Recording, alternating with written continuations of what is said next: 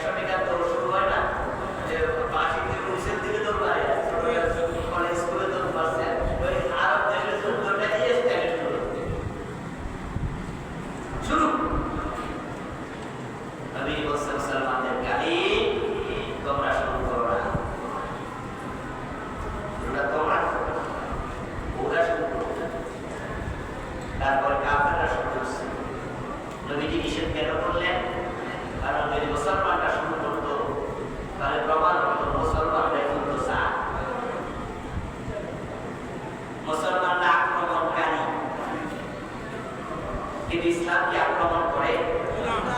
ইসলাম সবসময় শান্তির পক্ষে। এই জন্য ইসলাম শব্দের অর্থ কি? শান্তি। মুসলিম মান সালাবা মুসলিমুনা বিল লিসানিহি ওয়া ইয়াদিহি। ইসলামের অনেক অর্থ আছে, তার মানে মূল অর্থ আত্মসমর্পণ, আর তার সাথে অর্থ যে কয়টা, তার মানে একটা হলো শান্তি। আসসালামু আলাইকুম অর্থ কি? আপনার আল্লাহর পক্ষ থেকে শান্তি বলে। ইসলাম যেহেতু যুদ্ধের পক্ষে নয়, কখনোই ছিল না, আজকেও না। এই জন্য আমরা আজকে দোয়া করতে চাই, আল্লাহ যেন মধ্যপ্রাচ্যের যুদ্ধটা থামাইয়া দেয়। বলেন আমিন। যুদ্ধ চলমান থাকলে কারো জন্য কল্যাণ কর।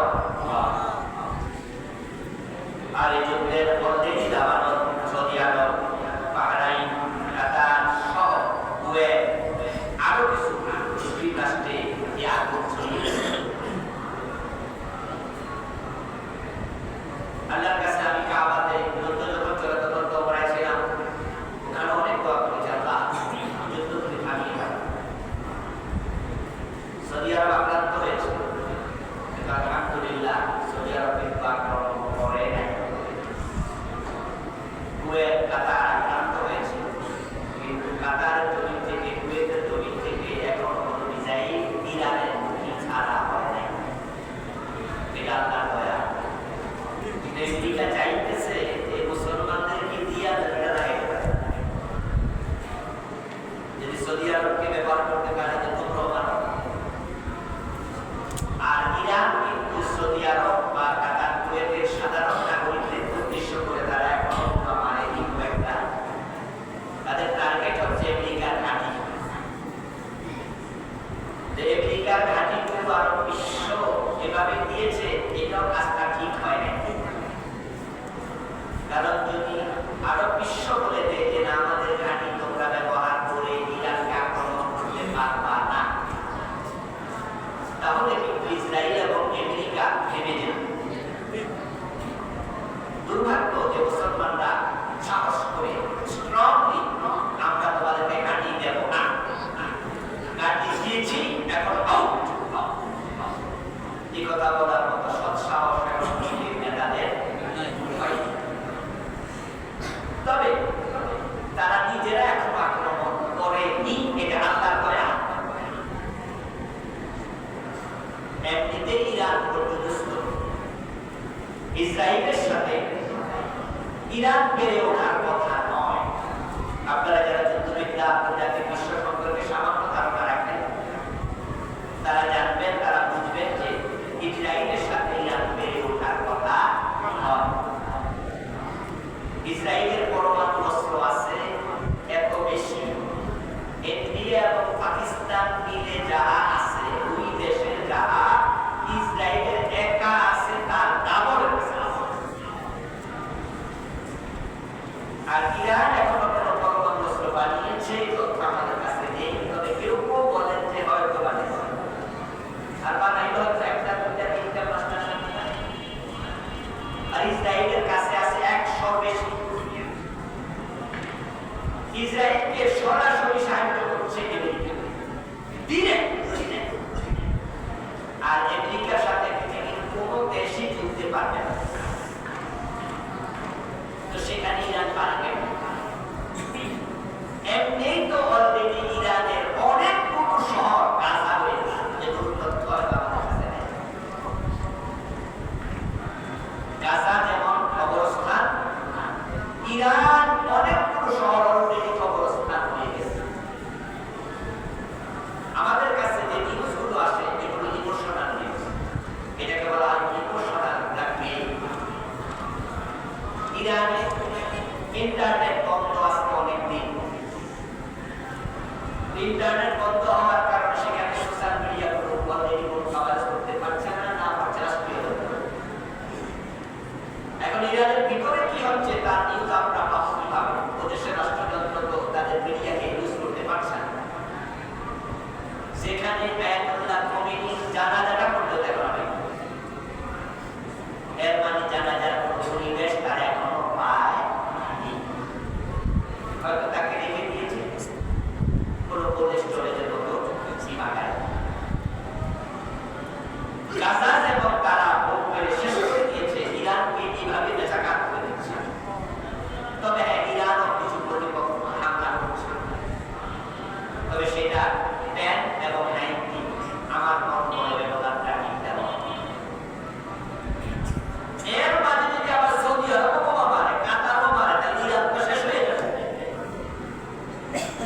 জন্য আরব বিশ্ব এখনো ঠিক পাচ্ছে মায়ের খাইয়াও তারা রোগ করছে আছে এই বুঝটা ভালো বুঝ।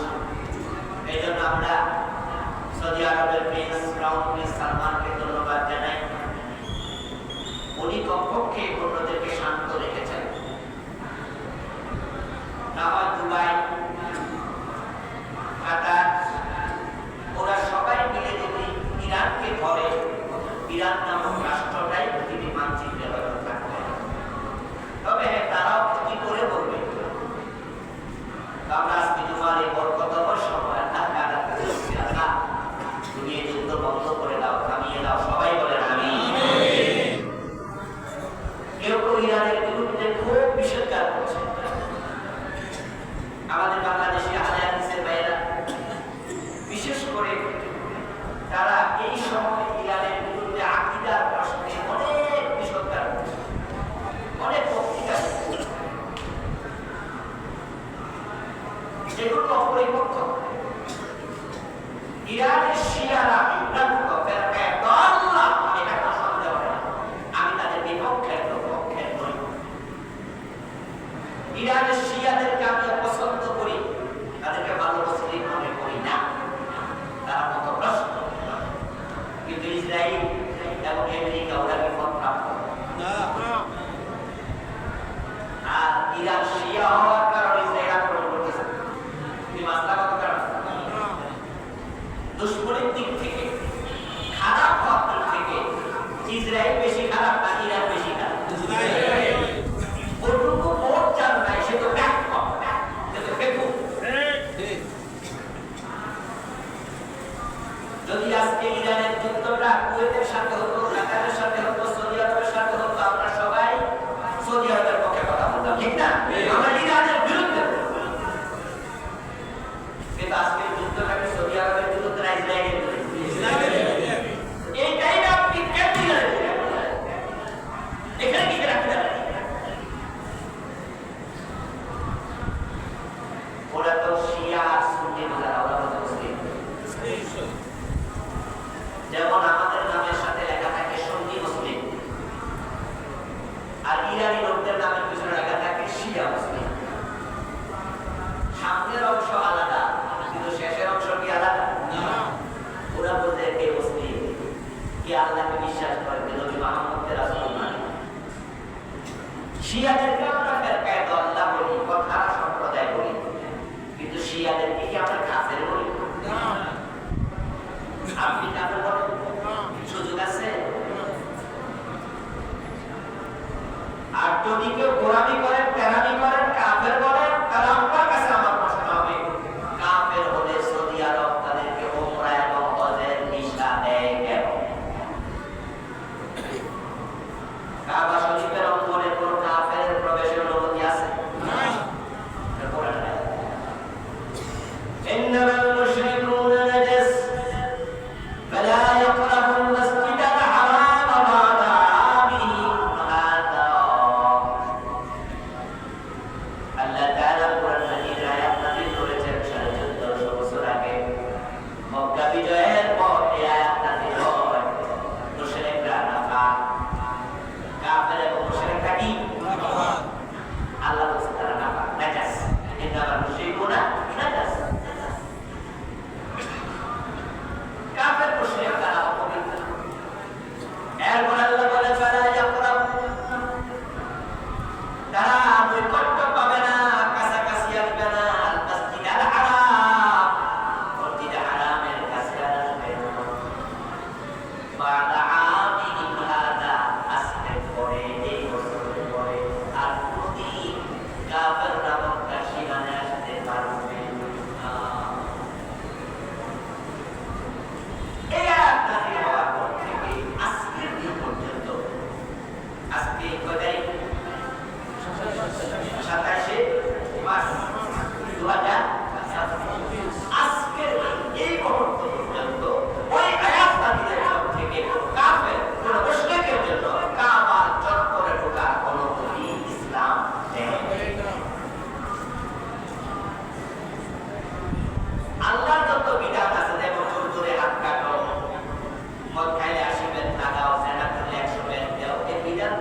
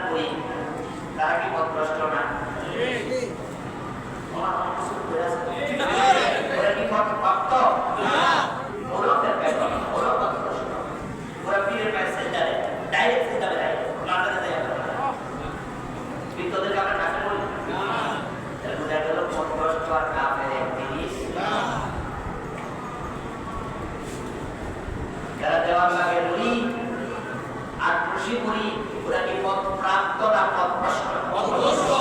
আমরা কাকে বলি? তো শিয়া এবার বলুন তো ইসরায়েলি ইহুদিরা এরকম না কাফের? নরমাল কাফের না জঘন্য কাফের? আল্লাহর জমিনে মুসলমানের সবচেয়ে বড় দুশমন এক নাম্বার এটা আমার আগে বলতো না لتجدن أشد الناس عداوة للذين آمنوا واليهود والذين أشركوا الله رسول মুসলমানদের দুশমনের ক্ষেত্রে আপনি এই জমিনে আসাদ নাস সবচেয়ে জঘন্য দুশমন হিসেবে যাদেরকে পাবেন আল-ইয়াহুদ সিরিয়াল এক নাম্বার কে والذين أشركوا তারপর বলছে আবার অন্যান্য মুশরিক এবার খ্রিস্টানরা মুশরিক হিন্দুরা কি ওরা সিরিয়াল দুই নাম্বার এক নাম্বার কারা ইহুদি এই মুসলমান আলেম ওলামা ভাইরা আপনাদের বিবেকের কাছে আমার প্রশ্ন আজকের যুদ্ধটা ইরানে মধ্যপ্রাচ্যে চলছে ইসরায়েলের ইহুদিদের সাথে শিয়া মুসলিমদের শিয়াদের এখানে আপনারা হয়তো চুপ থাকেন আমার যদি কথা বলতে হয় কমপক্ষে শিয়াদের পক্ষে বলেন কারণ যুদ্ধটা ইহুদির সাথে এখানে আমার কাছে দোয়া করা দরকার আল্লাহ যেন ইহুদিদেরকে ধ্বংস করে দেয় ইসরায়েলকে ধ্বংস করে দেয়